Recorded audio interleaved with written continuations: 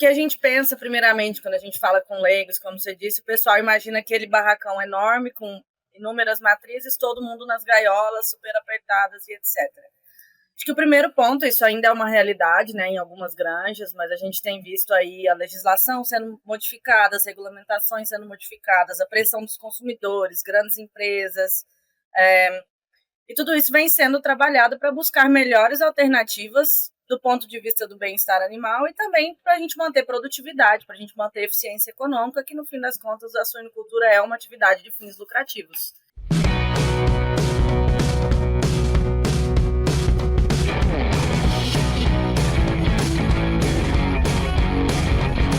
Olá, sejam todos muito bem-vindos para mais uma edição do Suinocast. Hoje eu tenho uma convidada repeteco aqui, a Laia Canã. A Laia, que é professora, ela é zootecnista, formada pela Universidade de Uberlândia, mestre pela Universidade de São Paulo, doutoranda também pela Universidade de São Paulo, com um sanduíche aí na North Carolina State University. Laia, a gente já se conhece, a gente já fez uma boa entrevista, uma boa conversa sobre eutanásia, sobre essa parte do final da carreira. Só vou me apresentar aqui, o meu nome é Guilherme Brandt, sou host do programa, e falando que esse é um programa, quando eu falo com uma professora, às vezes eu me atrapalho, né? Mas esse é um programa que ele é para a academia, né?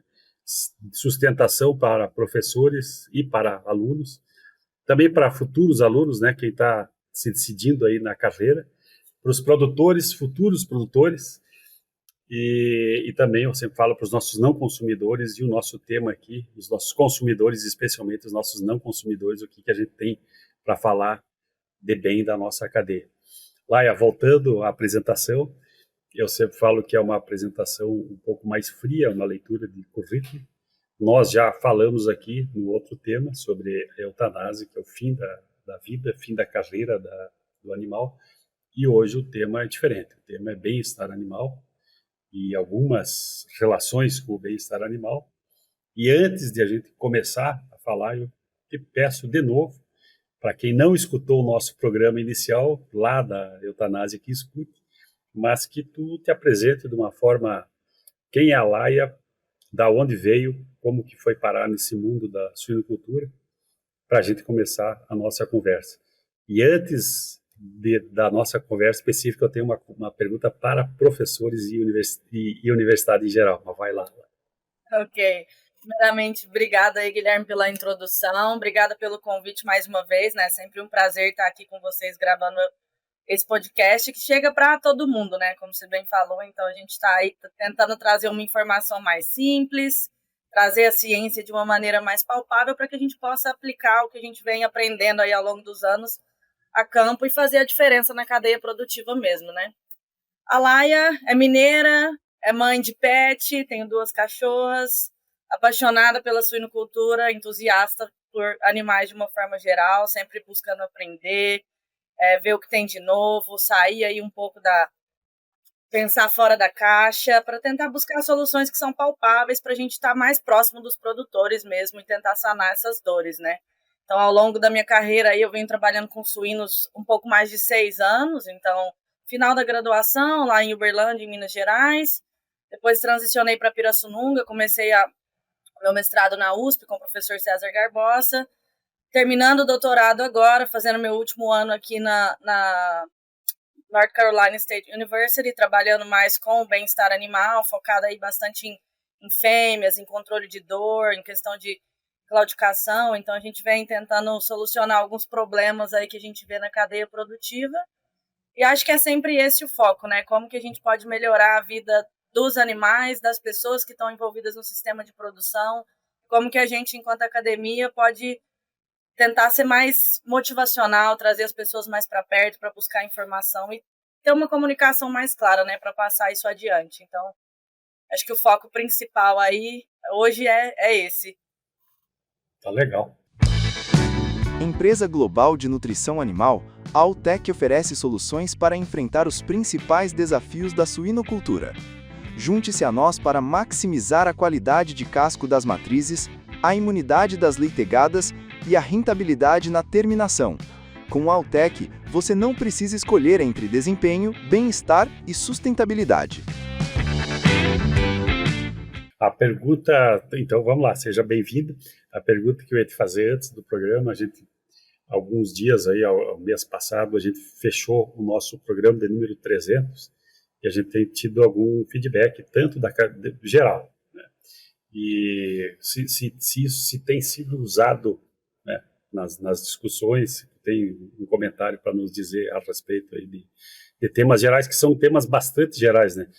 É o que eu falava aqui. A gente começou na primeira conversa contigo sobre eutanásia, hoje a gente vai para bem-estar. O que tu tem a nos dizer? Sim, o papel da ferramenta de vocês ele é fundamental exatamente por trazer essa informação de uma forma muito simples, né? Então é um bate-papo, é uma conversa, a pessoa está dirigindo, está fazendo uma janta e está ouvindo, está aprendendo mais sobre a suinocultura de uma forma geral. E o que eu mais gosto, pessoalmente, é o quão amplo e como vocês abordam diferentes temas. Então, acho que isso é um ponto muito positivo, porque a gente que está na pesquisa, às vezes a gente foca muito em uma situação, a gente está focado, vamos trabalhar com nutrição. Então, muitas vezes eu não estou por dentro da questão de doenças, de vacinas, o que está acontecendo. E como a ferramenta traz tudo isso para a gente de uma maneira muito simples, né? A gente tem vários especialistas te dando isso de uma forma simples, direta, com palavras do dia a dia. Eu acho que isso é um dos pontos principais, assim, que realmente é o que eu mais gosto e o que me faz, estou dirigindo para o trabalho, vamos escutar o que tem de novo aqui. Então, acho que é bastante interessante nesse quesito aí. Legal. E é o que tu falou, a gente tentando buscar pessoas diferentes. Um abraço também para o professor César, né, que tem colaborado também. Mas vamos lá, especificamente do tema bem-estar animal. Quando a gente começa, tu falou de 6 anos atrás, quando a gente começa a falar do bem-estar animal, inevitavelmente vem na cabeça da maioria das pessoas com quem eu converso, pelo menos, a questão das matrizes, do alojamento de matrizes, ou quando fala com o leigo, é a primeira coisa, a produção é uma produção intensiva, e ela é intensiva, né? E eu sempre, desde o tempo que eu trabalhava na iniciativa privada, eu sempre falava, tanto para os colaboradores quanto para os produtores, que o bem-estar não é estrutural, ele é estrutura e atitude, né? E o alojamento, ele é uma parte do bem-estar. E hoje eu gostaria que a gente tentasse fazer um geralzão aqui, mas nós vamos, inevitavelmente, ir para a questão alojamento, né? Então, dentro disso, eu já saio de debate pronto aqui com uma pergunta para ti. Quais são os sistemas, né, que nós temos hoje de produção, tanto produção ainda não adequada, vamos dizer, uma produção tradicional, e quais os modelos de instalação que nós temos hoje, considerando já modelos chancelados como modelos bem-estar animal na produção? Sim, então vamos lá, né? Então, o que a gente pensa primeiramente quando a gente fala com leigos, como você disse, o pessoal imagina aquele barracão enorme com inúmeras matrizes, todo mundo nas gaiolas, super apertadas e etc. Acho que o primeiro ponto, isso ainda é uma realidade, né, em algumas granjas, mas a gente tem visto aí a legislação sendo modificada, as regulamentações sendo modificadas, a pressão dos consumidores, grandes empresas, e tudo isso vem sendo trabalhado para buscar melhores alternativas do ponto de vista do bem-estar animal e também para a gente manter produtividade, para a gente manter eficiência econômica, que no fim das contas a suinocultura é uma atividade de fins lucrativos, né? Então hoje a gente tem diversos, dependendo da legislação de cada estado ou de diferentes países, a gente vai ter algumas minutas que vão ser diferentes, mas de uma forma geral o que se tem pedido hoje para matrizes suínas é a gestação coletiva, né? E essa gestação coletiva ela pode ser de um modelo mais simples possível até um modelo muito mais tecnológico, e todos eles vão ter pontos positivos e pontos negativos, né? Quando a gente pensa num modelo de gestação coletiva bem simples, é simplesmente, a gente tem as baias, e isso a gente vê muito em granjas, às vezes um pouco menores, que ainda estão transicionando para a remoção das gaiolas, mas a gente vai ter as nossas baias coletivas, com as nossas fêmeas alojadas conjuntamente, e o arraçoamento, por exemplo, é feito no chão, ou a gente tem um comedouro bem simples, todo mundo vai comer junto. A gente pode passar para um modelo um pouco mais tecnológico, que a gente vai ter a alimentação individual dessas fêmeas em mini boxes, só a gente consegue separar essas matrizes para tentar mimetizar isso, e a gente tem o nosso padrão de barracão no Brasil aberto, porque é muito calor, tem bastante ventilação e etc. E a gente tem os modelos mais tecnológicos, que também têm seus pontos positivos e seus pontos negativos, que daí vão ser aqueles sistemas totalmente automatizados, que a gente tem as estações automáticas de alimentação, que as fêmeas são identificadas com chips individualmente para a gente controlar o que elas recebem, elas vão ter o acesso livre, né? A alimentação ela é controlada, mas elas têm esse acesso livre do momento que elas entram no comedor ou não, com barracões totalmente climatizados. Então a gente tem todos os tipos de tecnologia, desde do barracão mais simples, que a gente só botou as fêmeas nas baias e está fornecendo essa alimentação da maneira que o produtor consegue naquele momento, até esses meios mais tecnológicos. Todos eles têm pontos positivos e negativos e vão muito além da estrutura física, né, do barracão. Vão do tipo de manejo que a gente faz, do tipo de alimentação que a gente fornece, de como é a nossa interação humano-animal, como é essa interação dos colaboradores com essas matrizes. Então, tudo isso vai estar impactando aí na questão do bem-estar da fêmea, dos colaboradores e na longevidade das nossas matrizes e por produtividade e tudo isso, né? Deixa eu pegar já pelo menos 2 pontos, eu estou anotando aqui, já tenho 4 pontos, mas vamos pelo primeiro. O que tu consideraria pontos, assim, os principais pontos positivos e os principais pontos negativos? Vamos considerar só o alojamento que vai ser ou que ele é o desejado, que seria um alojamento coletivo ou coletivo a partir de uma certa fase, né? Quais são os pontos? Vou jogar aí 2 ou 3 pontos positivos e pontos negativos de cada sistema. Acho que os pontos positivos, a primeira coisa que a gente imagina é a questão o que a gente chama de medidas que a gente baseia no animal, né? Então, a gente observa essa matriz, ela está tendo uma maior expressão de comportamento natural, ela vai ter essa capacidade de se locomover. Então, quando a gente pensa no animal, num primeiro momento, antes de fazer uma análise mais crítica, a gente pensa que os maiores pontos positivos que a gente tem são associados a isso, né? A nossa matriz está ali expressando um comportamento natural, ela tem a socialização, que para suínos é muito importante, mas também é um grande problema. Então, a gente está atendendo algumas dessas medidas que são benéficas para as nossas fêmeas. Pontos negativos, né? Por que a gente usa gaiola? Pensando em manejo, facilidade, maior controle. Então, a gente consegue individualizar essas fêmeas e ter um melhor controle de cada uma delas. Se a minha fêmea 1 não comeu, eu consigo identificar porque ela está ali, eu vou ver a ração ali. Se ela está doente, eu consigo identificar. Então, a parte de saúde do plantel acaba sendo um pouco dificultada nas baias coletivas. Então, a gente precisa pensar no treinamento das nossas equipes para identificar melhor e precocemente qualquer problema que a gente possa ver desses animais. Então, é um ponto que acaba sendo negativo, né, que é um pouco mais difícil a questão do manejo, de controle de saúde, da individualização das nossas fêmeas. A questão do custo, que querendo ou não, a gente tem que levar em consideração, a gente tem uma mão de obra que precisa ser mais elaborada, mais bem trabalhada, e o nosso custo de produção ele aumenta com a gestação coletiva, por diversos fatores. A gente aumenta espaço, então a gente ou constrói mais barracão, ou a gente diminui nosso inventário de fêmeas.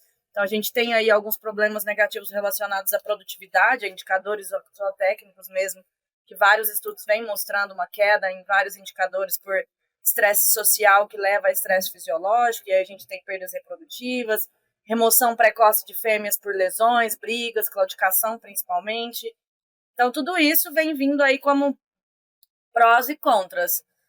Mas eu acho que o ponto principal é que assim, é uma mudança que ela tem que acontecer e ela já está acontecendo e a gente não vai voltar atrás nisso, né? Então, o que a gente precisa pensar é o que nós vamos fazer daqui para frente para adaptar nossos sistemas e adaptar nossas fêmeas também nessa transição. Uhum. Quando eu tinha anotado aqui o que tu comentasse da interação humano-animal, que a gente pode traduzir não como bem-estar animal, mas como bem-estar único, né? Bem-estar tanto do animal como do ser humano. E pegando tudo que tu comentou aí de pontos positivos e negativos, eu lembro aqui faz uns 2 anos, mais ou menos, 2 anos, eu fiz uma pesquisa com várias empresas, universidades, produtores cooperativas integradoras, fornecedores, todo um leque grande dos participantes da nossa cadeia, e eu somei assim por cima mais ou menos 1,5 milhão de matrizes. E eu perguntei quais são os grandes desafios da suinocultura moderna. Eu lembro aqui de cabeça 28, o primeiro grande desafio, 28% o mão de obra, né, a capacitação técnica. Depois vinha 20 e poucos por cento a questão de perdas, jogando tanto as perdas que tu comentou aí, como perdas sanitárias também. E em terceiro lugar, o pacote, chamado pacote bem-estar animal. Né? Então, isso me chamou muito a atenção e é exatamente o que tu comentou aqui. Né? Porque se eu tenho perda, se eu tenho um desafio de mão de obra, e tu coloca aqui que precisa um investimento maior em mão de obra, e hoje nós temos um desafio quantitativo, primeiro, e qualitativo também. Né? E animais que antes me mostravam, não comi, teve um aborto, teve um retorno, era evidente, o comportamento de cela, né? É diferente da mãe. Então, resumindo, hoje eu tenho menos pessoas, menos treinadas, buscando coisas que são menos evidentes. Quer dizer, que são evidentes, mas menos perceptíveis, né? Se a gente, para falar mais claro. Então, e a outra coisa, Laia, que nós estamos agora entrando, eu sempre falo que a gente está entrando num começo de atividade em que as fêmeas, elas começam a ser fêmeas oriundas de granjas multiplicadoras, ou mesmo granjas criadas em bem-estar animal. Até então, não era. A expressão muda também. Fiz um monte de observação aqui. Como que a gente equilibra tudo isso aí, Laia? Né? E também a questão que tu falou no final. Ela tem desafios, claro, os desafios técnicos e zootécnicos, também pelo novo, né? A gente está se adaptando a manejos novos. Mas como que fazer com que o meu investimento se pague no produto final? Essa é a questão do milhão, né? Quem conseguir responder isso pra gente, tá feito. Eu acho que, assim, quando a gente pensa em regulamentações de bem-estar de uma forma geral, mas vamos falar da nossa, né, da IN 113, é um marco histórico, ela traz várias questões que são cruciais se a gente pensar no bem-estar e são questões que devem ser abordadas, mas ao mesmo tempo a gente tem um desafio muito grande, que é quando a gente traz essas regulamentações, a gente não é específico o suficiente, eu acho que essa é a primeira questão. Então a regulamentação ela fala, as fêmeas têm que estar soltas, você pode manter em gaiolas até 35 dias e depois estão soltas, mas ninguém fala sobre, mas se você trabalhar com um grupo estático, a sua chance de remoção ela é menor do que se você trabalhar com um grupo dinâmico e inserir fêmeas o tempo todo. A legislação não fala sobre isso. Então, o produtor que não tem esse conhecimento, que talvez é um produtor menor, que não tem tanto aporte técnico, ele acaba aprendendo isso da pior maneira possível, né? Tentativa e erro.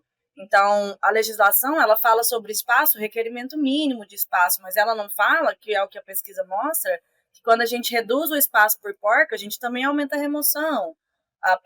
Não fala sobre questão de ventilação, de ambiência, não fala sobre os desafios que a gente tem da genética. A gente vem selecionando nossas matrizes há quantos anos em sistemas que elas estão ali na gaiola. Essas fêmeas vão ter muita dificuldade nessa transição para estar interagindo o tempo todo para a gestação coletiva. Então, as regulamentações, elas trazem questões que são essenciais e que têm que ser modificadas, mas eu acho que a gente peca muito nessa especificidade, em tentar trabalhar com os produtores e falar, a legislação fala isso, mas como que a gente vai trabalhar para diminuir esse estresse social? Como que a gente inclui essas fêmeas juntas para que esse estresse social ele não chegue num ponto de ser tão agudo e prolongado que ele vire um estresse fisiológico, e aí a gente vai ter perda reprodutiva, a gente vai ter aborto, a gente vai ter muito mais fêmea tendo retorno ao cio. Como que a gente vai treinar nossos colaboradores para fazer a detecção de estro adequadamente numa gestação coletiva? Né? Então, assim, é legal que a gente tem tudo escrito ali, fala tem que ser feito dessa forma, e o mundo inteiro quer produzido dessa forma, mas daí é onde entra a gente como acadêmicos, a gente como técnicos, que a gente também peca muito nesse quesito de mas e aí? A gente tem todas essas informações e o que a gente faz com elas agora? Porque é isso, os maiores desafios que a gente tem vão ser aí as lesões, número 1, locomotoras, então as fêmeas vão brigar, maior claudicação, traz todas as questões de aumento no descarte, remoção de fêmeas, a questão do estresse fisiológico que traz todas essas perdas reprodutivas. A gente também não fala sobre como a gente está mais exposto a doenças, né? Por nossa sorte, no Brasil a gente não tem PIRS, mas aqui nos Estados Unidos, então, tá no caso ali, eles já têm vários trabalhos mostrando que a gente tem maior incidência de doenças reprodutivas ali relacionadas à gestação coletiva, questão de falta de espaço, o tipo de piso que está sendo utilizado, então as legislações não falam que um piso mais abrasivo, um piso assim, ele vai ser mais prejudicial, então a gente tem muita coisa para trabalhar em cima disso para tentar trazer um cenário ideal. E, além disso, o cenário ideal ele é diferente de granja para granja, né? É o que a gente sempre fala aqui, não tem receita.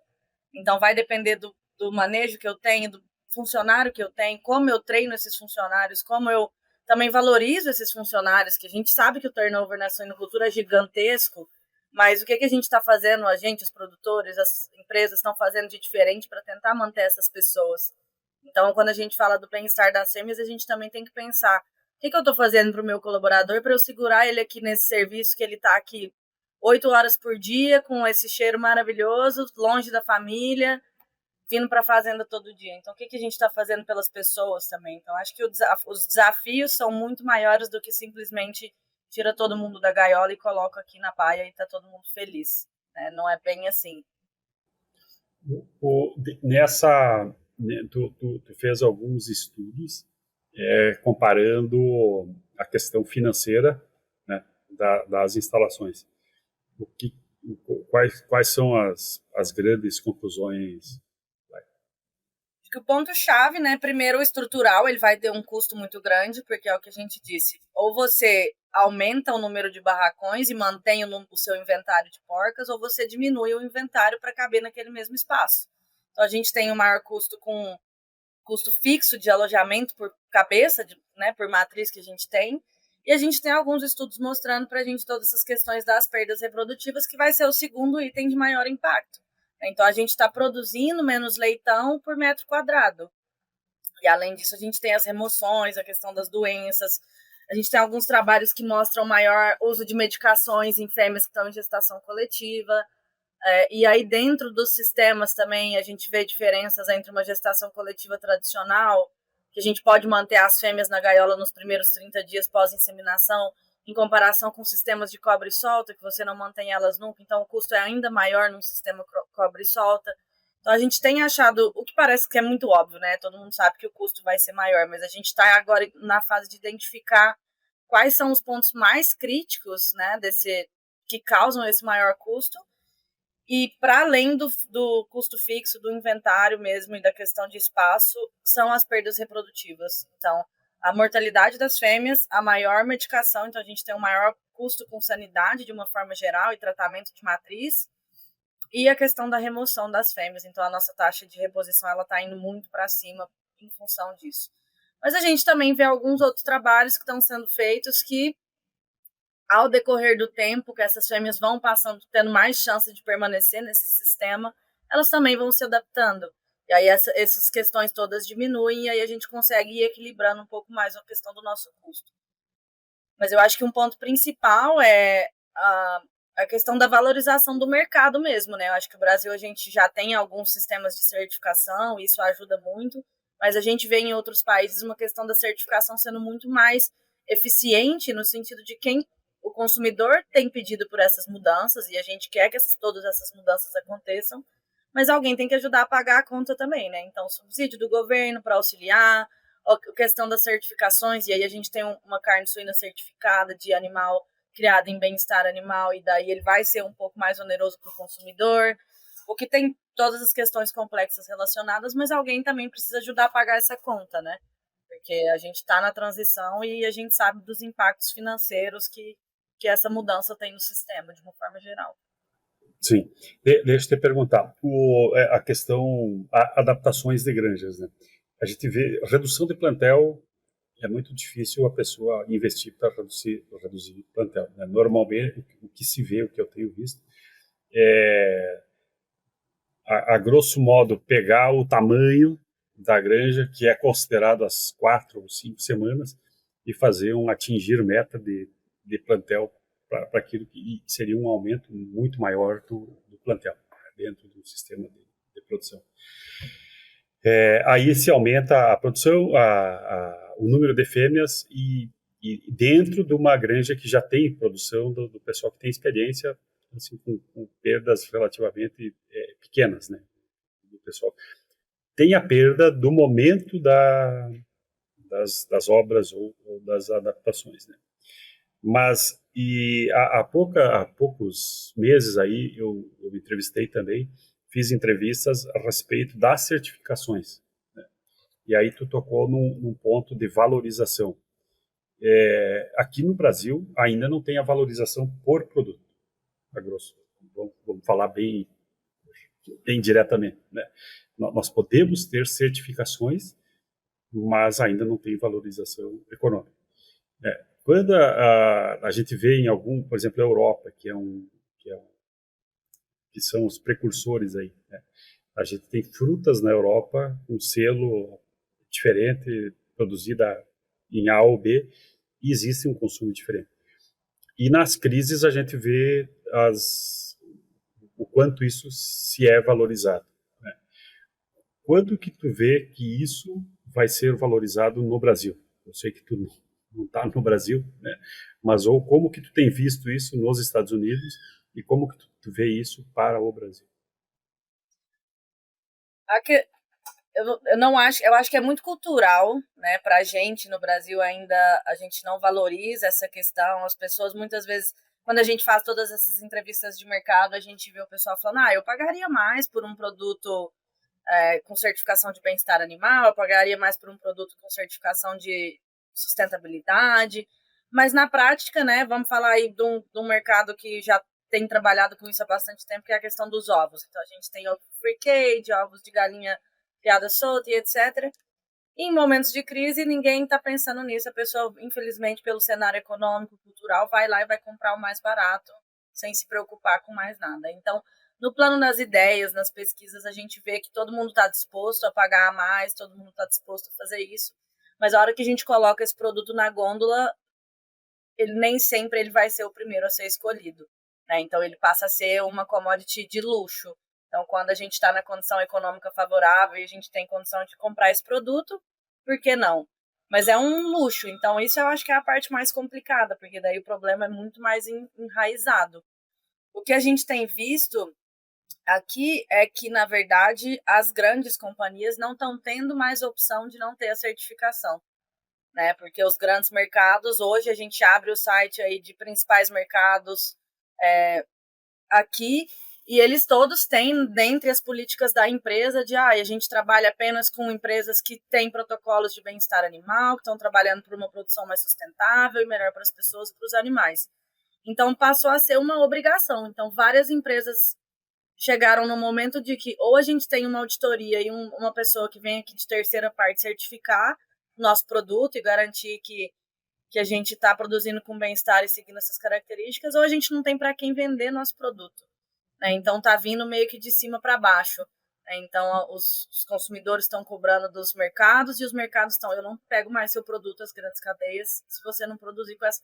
E eu quero uma certificação ainda de terceiros. Então a gente tem aí aqui nos Estados Unidos, por exemplo, os auditores da PACO, que aí é um programa de certificação a nível nacional, que são treinados e eles vão nas empresas, nas fazendas, eles olham toda a parte de documentação, protocolos, quantas vezes você treina seus funcionários.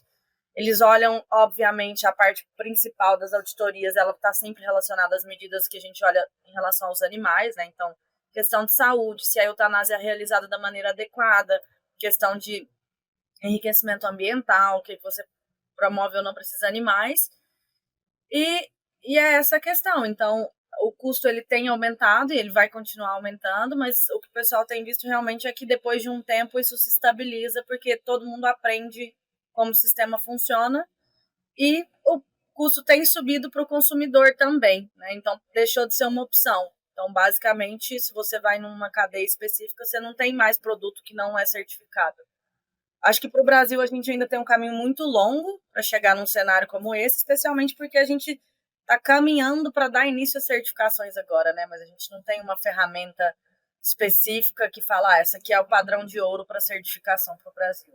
Então, Mas existem exigências e certificações de terceira parte também aqui no Brasil para a produção, né? Isso já eu acho que a gente vai chegar nesse caminho também, que as grandes redes de mercado vão começar a cobrar isso de uma forma geral, né? E não só pensando no produto que está sendo para exportação, ou pensando também no que a gente está consumindo internamente, né? Porque, por mais que o Brasil é um exportador enorme, a gente está em quarta colocação no mundo, a gente não está exportando nem 25% do que a gente produz, né? Então, nosso produto está aí dentro. Então, a gente também precisa pensar no mercado interno. E qual que é o diferencial? Não sei se tu sabe qual que é o diferencial de um produto certificado de gôndola para um produto não certificado aí nos Estados Unidos. Acho que a questão principal é realmente a parte da certificação vai garantir que tem todos esses requisitos mínimos sendo cumpridos. E aqui, o complicado é que cada estado vai ter uma legislação diferente, né? Então, por exemplo, agora a gente está trabalhando muito com a Prop 12, então basicamente ela está tratando sobre alojamento de matriz, e as fêmeas elas não podem ficar em gaiolas por mais de 24 horas. Então, a gente não tem a questão de manter fêmea 30 dias, isso não existe. Então, você prende a fêmea 4 horas por dia, identifica o cio, insemina, depois você solta. Então, é uma legislação totalmente diferente, que se você quer vender para a Califórnia, você precisa seguir esse protocolo. E aí a gente tem certificações que são só para essa legislação, por exemplo. Então, e aí vem na gôndola, a gente tem lá, essa é uma granja certificada da Prop 12, que seria o padrão ouro, pensando nas matrizes. E a gente vai ter uma outra certificação, que essa é uma certificação de que são carne de animais produzidos com bem-estar animal. Em certificação, as fêmeas estão em gestação coletiva, mas é uma certificação diferente do que é Prop 12, por exemplo. Então, a gente tem essas nuances e diferenças também, né? Mas tem certos exageros, né? A Associação dos Produtores aí tá bem reticente, né? Quanto a proposta aí a 12 da Califórnia, né? Sim, porque o que a gente tem visto é que as perdas, eles estão conseguindo se adaptar, já estão na fase de adaptação com a gestação coletiva, como a gente falou, mas a Prop 12 ela vem muito mais forte, muito mais rigorosa, né? Então, a adaptação está sendo muito mais difícil e a gente tem visto perdas assim. A gente trabalha com algumas granjas aqui que estão nesse modelo e a gente tem visto remoção aumentar aí 10%, 13%, para o que já é alto por estar em gestação coletiva. Então, o pessoal tá achando muito complicado seguir nesse modelo, mas ao mesmo tempo a Califórnia é quem consome mais, né? Então, é como se fosse o nosso estado de São Paulo. Então, para onde está indo a maior parte, onde está rodando a questão econômica está mais forte. Então, o pessoal tenta se adaptar para manter a comercialização, mas tem sido um desafio muito grande. Certo. A PetSmart está revolucionando a suinocultura com soluções digitais que otimizam toda a produção. Peso por imagem dos animais, estoque e consumo de ração em tempo real, com sensores nos silos. Sanidade dos lotes na palma da mão. Transforme sua granja com inteligência de dados e automação de verdade. Vamos sair da fêmea e vamos sair da fêmea não. Vamos para o controle. Vamos sair da instalação e vamos para a dor. O controle de situações normais ou não de manejo, né? Considerando aí vou te colocar 3 desafios. Né? Vamos começar pelo mais fácil, a moça, né? A castração e a remoção da cauda. Perfeito. Eu acho que a moça, pelo meu conhecimento e experiência aí com a produção de suínos atual, é bem raro, né? Agora o pessoal está trabalhando com tatuagem, e aí, do ponto de vista do bem-estar, seria o mais fácil, o melhor, a gente rastreia todo mundo, tá todo mundo identificado, e é ótimo. A gente não tem muita pesquisa voltada em controle de dor pensando na amostra, exatamente porque está a questão da mutilação desnecessária dos Tem animais alternativa, né? está caindo por terra, e a gente tem alternativas que são, inclusive, mais fáceis, né? É muito mais fácil você tatuar o animal do que fazer a amostra, que é bem mais complexa. Agora, em relação à castração e corte de cauda, aí a gente entra em basicamente todas as guidelines, as regulamentações para bem-estar vão tratar sobre isso. E a gente tem países como o Canadá, que é obrigatório utilizar algum método de analgesia, pelo menos, nos animais, né, antes desses procedimentos dolorosos. A gente tem no Brasil, na IN 113 também, né? Então, a partir de 2030, a gente vai ter que começar a fazer esse controle de dor, analgesia e anestesia nos animais antes de realização desses procedimentos dolorosos. E aqui nos Estados Unidos, por exemplo, eles querem cobrar isso, mas não existe um protocolo e pior ainda, não tem nenhuma droga, um medicamento aprovado que pode ser utilizado em suínos.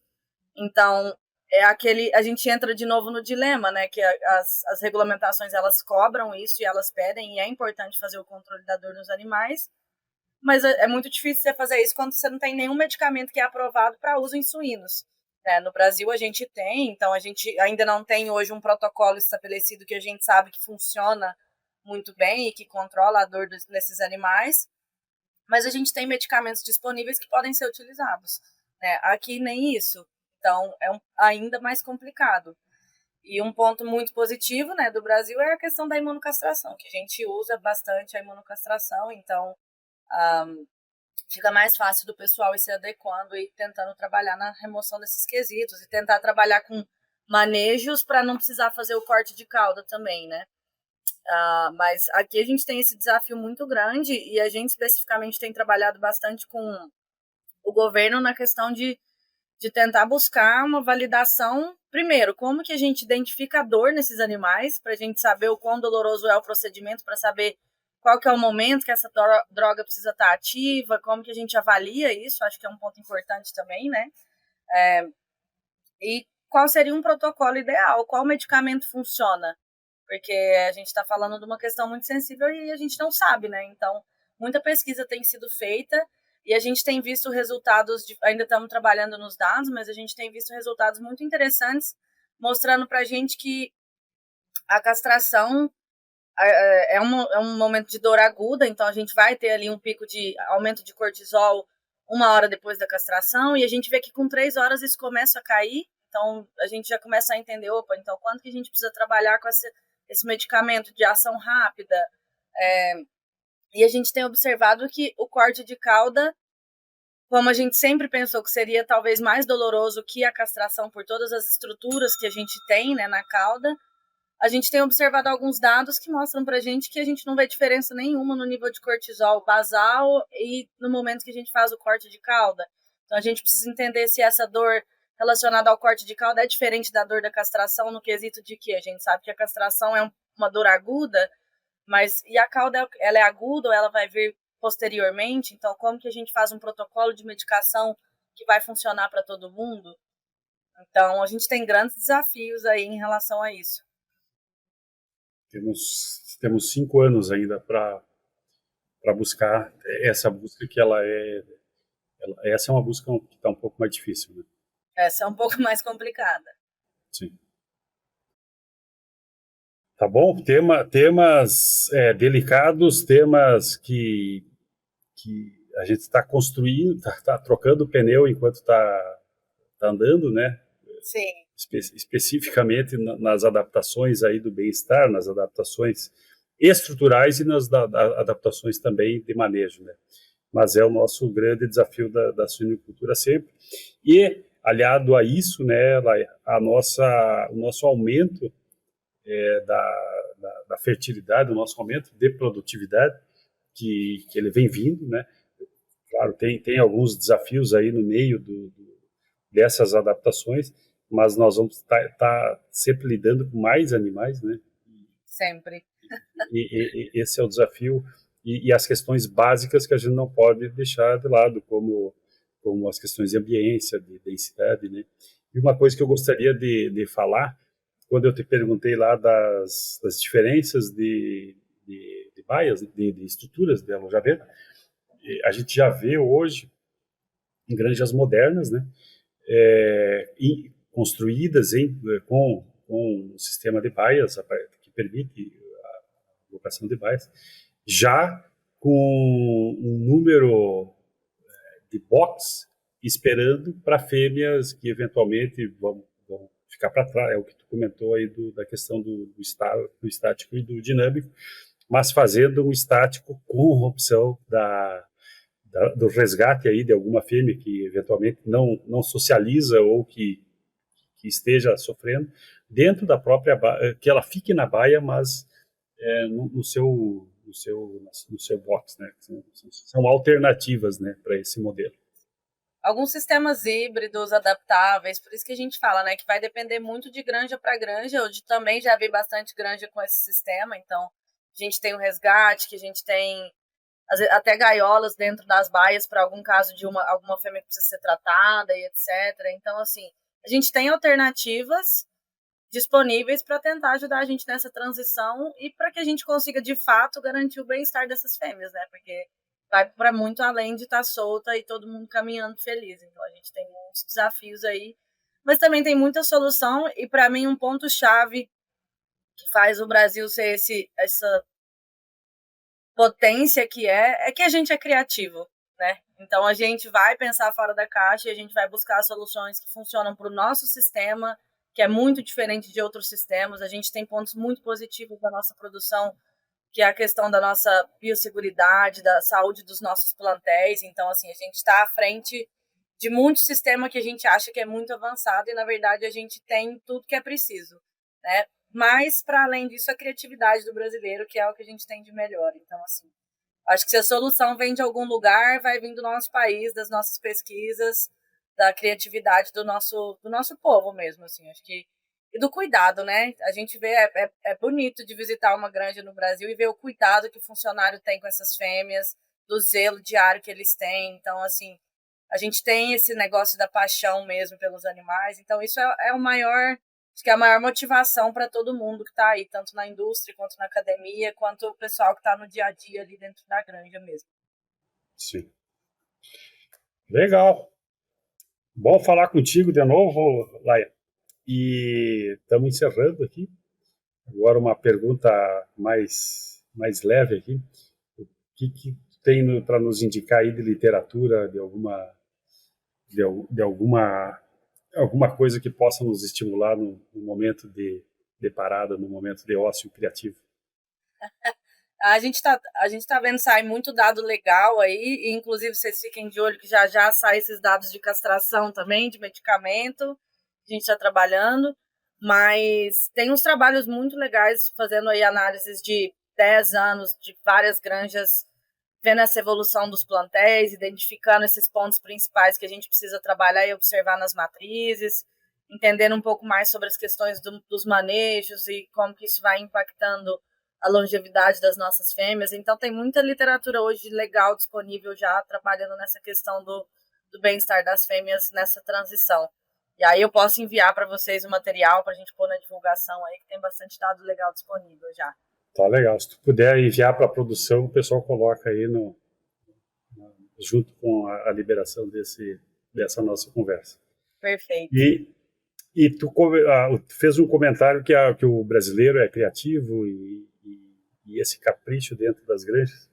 Agora um recado para quem nos escuta aqui, a gente já ultrapassou os 300 programas, e só aproveitando essa frase da Laia aqui, para encaminharem, né, para o pessoal que nos escuta, encaminhar sugestões, tanto de temas quanto de pessoas para falar.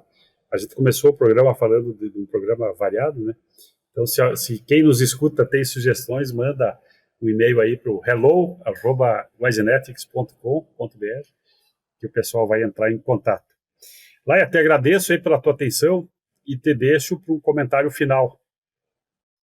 É isso, queria primeiramente agradecer aí, né, o convite para estar aqui mais uma vez, agradecer a todos os ouvintes, falar que a gente está à disposição, né, deixo disponível meu e-mail, contato, a gente está à disposição para fazer colaboração, para auxiliar quem precisar de ajuda.